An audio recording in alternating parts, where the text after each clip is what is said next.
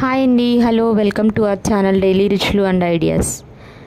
ఈ వీడియోలో నేనైతే తోటకూర కాడలు పచ్చిశనగపప్పు కర్రీ చేసే విధానాన్ని అయితే చూపించబోతున్నాను.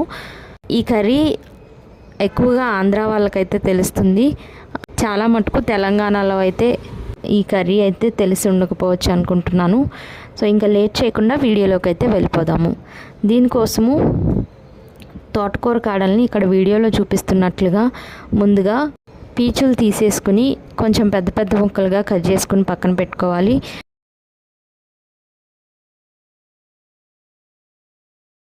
వీటిని తర్వాత పీచులు తీసేసిన తర్వాత చిన్న చిన్న ముక్కలుగా ఇక్కడ వీడియోలో చూపిస్తున్నట్లుగా కట్ చేసుకోవాలి. ఇలా కట్ చేసుకున్న వాటిని 2 సార్లు బాగా కడుక్కొని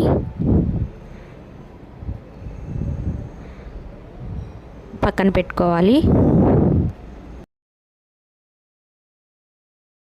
ఇప్పుడు ఒక అరకప్పు వరకు పచ్చిశనగపప్పు తీసుకొని 2 సార్లు బాగా కడుక్కొని ఒక 10 నిమిషాల పాటు అయితే ఉడికించుకోవాలి. ఈ పచ్చిశనగపప్పు స్టవ్ మీద పెట్టేసిన తర్వాత ఒక మీడియం సైజు ఉల్లిపాయ, ఒక పచ్చిమిర్చి కట్ చేసుకొని పక్కన పెట్టుకోవాలి. ఇక్కడ వీడియోలో చూపిస్తున్నట్లుగా ఈ పచ్చిశనగపప్పు ఒక 50% ఉడికితే సరిపోతుందండి. ఎందుకంటే కర్రీలో కూడా మళ్ళీ వాటర్ పోసి ఉడికిస్తాం కాబట్టి ఒక 50% ఉడికితే సరిపోతుంది. ఇలా 50% ఉడికిపోయిన దాన్ని ఒక బౌల్లోకి తీసుకుని పక్కన పెట్టుకోవాలి.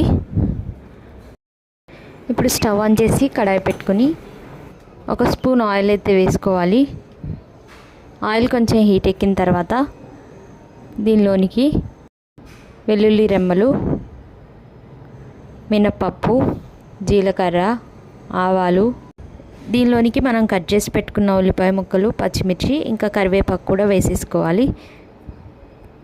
వీటిని మంచిగా కలుపుకొని లైట్గా ఫ్రై అవ్వనిచ్చి ఒక 1/2 స్పూన్ వరకు పసుపు అయితే యాడ్ చేసుకోవాలి. దీన్ని బాగా కలుపుకొని ఈ ఉల్లిపాయలు గోల్డ్ కలర్లో ఫ్రై అయ్యేంత వరకు ఫ్రై చేసుకోవాలి. దీనిలోనికి మనం ముందుగా ఉడికించి పెట్టుకున్న శనగపప్పునైతే వేసేసుకోవాలి. వేసేసుకుని ఒకసారి కలుపుకొని 1 నిమిషం పాటు ఉడికించి దీనిలోనికి అల్లం వెల్లుల్లి పేస్ట్ కూడా యాడ్ చేసుకోవాలి. ఇది బాగా కలుపుకొని 1 నిమిషం పాటు ఉడికించి దీనిలోనికి మనం ముందుగా కట్ చేసి క్లీన్ చేసి పెట్టుకున్న తోటకూర కాడ ముక్కలను కూడా వేసేసుకోవాలి.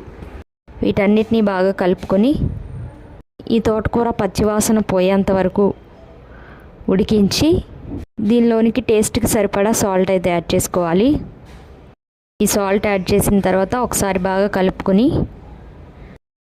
1 నిమిషం పాటు ఉడికించి దీనిలోనికి 1 స్పూన్ వరకు కారం కూడా యాడ్ చేసుకోవాలి. వీటన్నిటిని బాగా కలుపుకొని 1 నిమిషం పాటు ఉడికించి ఒక చిన్న గ్లాస్ వాటర్ అయితే పోసేసుకుని కలుపుకొని ఈ వాటర్ అన్నీ ఎగిరేంత వరకు ఉడికించుకోవాలి. ఇలా పప్పు అలాగే ఈ కాడలు కూడా సాఫ్ట్గా అయ్యేంత వరకు ఇలా ఉడికించుకోవాలి. అంతేనండి, టేస్టీ తోటకూర కాడలు శనగపప్పు కర్రీ అయితే రెడీ అయిపోయింది. ఇది రైస్లోకి కానీ రోటీలోకైనా కూడా చాలా బాగుంటుంది. ఒకసారి ట్రై చేసి చూడండి. మీ టేస్ట్ ఎలా వచ్చిందో కామెంట్ అయితే చేసేయండి. ఈ వీడియో మీకు నచ్చినట్లయితే లైక్ చేయండి, షేర్ చేయండి. మన ఛానల్ సబ్స్క్రైబ్ చేయడం అయితే మర్చిపోకండి. Thanks for watching.